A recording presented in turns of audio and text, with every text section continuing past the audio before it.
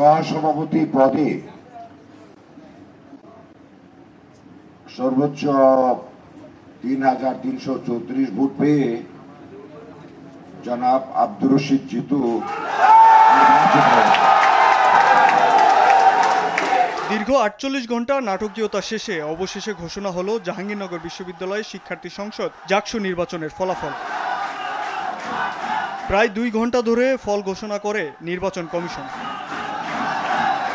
এরপরে ব্যবস্থাপনাগত ত্রুটি এবং দেরিতে ফল ঘোষণা করায় ক্ষমা চায় নির্বাচন কমিশন। ৩৩ বছর পরে বহুল কাঙ্ক্ষিত জাকসু নির্বাচন করতে যেয়ে হল সংসদ নির্বাচন করতে যেয়ে আমরা হয়তো ছোট ছোট কিছু কিছু জায়গায় আমাদের হয়তো কিছুটা বিচ্যুতি হতে পারে।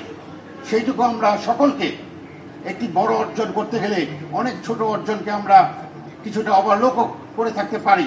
সেজন্য যদি কোনো ভুল হয়ে থাকে নির্বাচন কমিশনের পক্ষ থেকে আপনাদের কাছে আমরা ক্ষমা চেয়ে নিচ্ছি। আজকে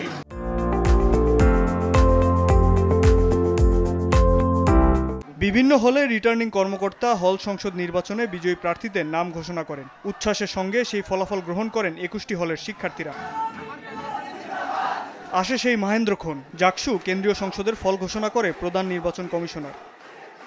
ভিপি এবং জিএস পদে বিজয়ীদের নাম ঘোষণার পর সিনেট ভবনে উল্লাসে ফেটে পড়েন শিক্ষার্থীরা। ভিপি পদে নির্বাচিত স্বতন্ত্র শিক্ষার্থী সম্মেলন প্যানেলের আব্দুর রশিদ জিতু এবং জিএস পদে জয়ী ছাত্র শিবির সমর্থিত প্যানেলের মাজারুল ইসলাম একে অপরকে জড়িয়ে ধরে শুভেচ্ছা বিনিময় করেন। ভিপি সহ ৩ পদে স্বতন্ত্র, ২টি পদে বৈষম্য বিরোধী সমন্বিত শিক্ষার্থী সংসদ এবং জিএস এজিএস সহ ২০টি পদে শিবির সমর্থিত প্যানেলের প্রার্থীরা জয়লাভ করেন। তাৎক্ষণিক প্রতিক্রিয়ায় নবনির্বাচিত ভিপি আব্দুর রশিদ জিতু বলেন, ব্যবস্থাপনার ত্রুটি থাকার পরেও নির্বাচন কমিশন সুষ্ঠু ও গ্রহণযোগ্য নির্বাচন উপহার দিয়েছেন। শিক্ষার্থীদের চাওয়া পাওয়ার ব্যাপারে কোনো ছাড় দেবেন না বলেও জানান তিনি।